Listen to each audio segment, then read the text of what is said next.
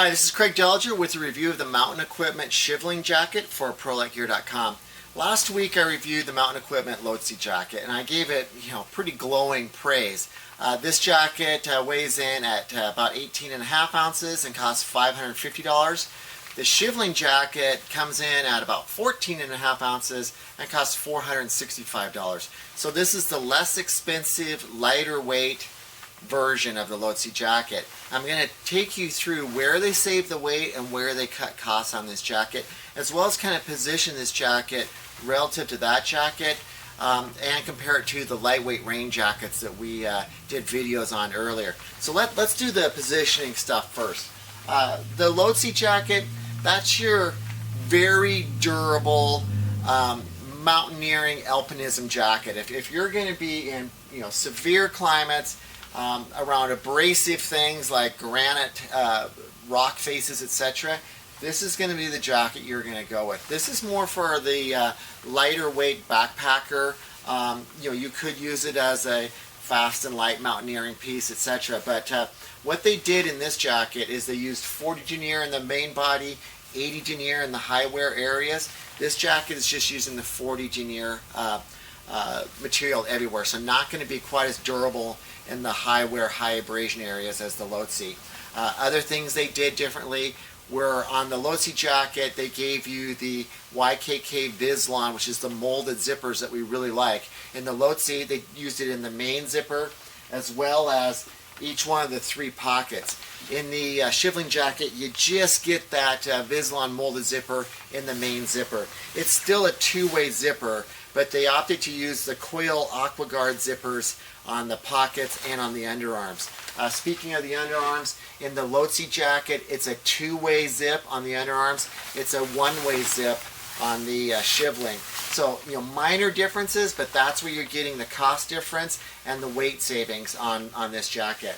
Additionally, on the Lotse jacket, they give you a snap at the bottom to help keep the storm flap in place. The Shivling jacket doesn't have that snap to keep the storm flap in place. Let's see here, what else? Oh, on the Lotse jacket, there are all those hidden cord locks, where on this jacket, the cord locks are exposed. So, to some people, those may be, big differences. To me, I'm probably going to, go with this jacket just because it's less money and it's a lighter weight, unless I need, the increased durability. So, I really appreciate the fact that Mountain Equipment, did the 2 pieces, because I think they fill 2 different areas in the marketplace.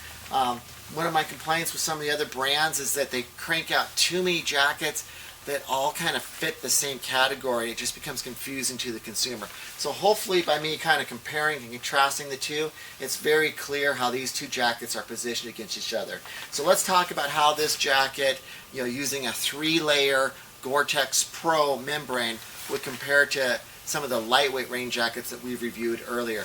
Both these jackets are still using the Gore-Tex Pro membrane. And once again, I need to point out, new Gore-Tex Pro is not like the old Gore-Tex Pro shell. We did a video on that.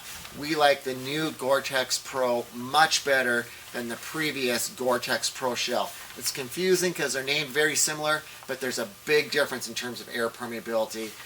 Much bigger fans of what they're doing now. I think they really closed the gap between Event, NeoShell, and the new Gore-Tex Pro. And we have yet to get some pieces in there using the new Gore-Tex Active membrane. So as soon as we get those in, I'll do some comprehensive videos on those. So let's talk about this jacket, and I'll also give you some details of the hood. Perhaps I'll do those. Once again, really excellent hood, wire stiffened brim, helmet compatible, fully adjustable.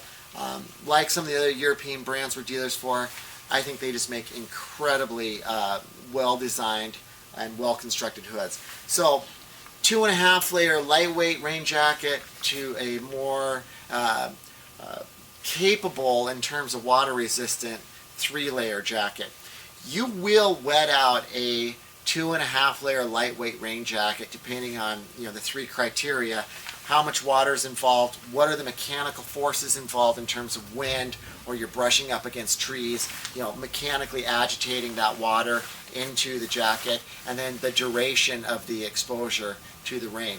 You can wet out a jacket. In fact, Nick just came back from a 3-day trip in the Beartooth where he was wearing one of the 2.5 layer jackets, and he did say, you know, he wished he would have brought a slightly more capable jacket because there was a prolonged, pretty heavy rainstorm that he was exposed to. So, you know, there's reasons that you choose each one of these. 2.5 layer, inexpensive, really lightweight rain jacket. You know, good if you expect to keep that jacket in the bottom of your pack most of the time. This is going to be a jacket we would tell you to step up to if you're expecting, you know, more severe weather. So if you have any questions on this, give us a call, area code 406-582-0508, or send us an email to info@prolightgear.com. Thanks for watching, and thank you for subscribing to our channel.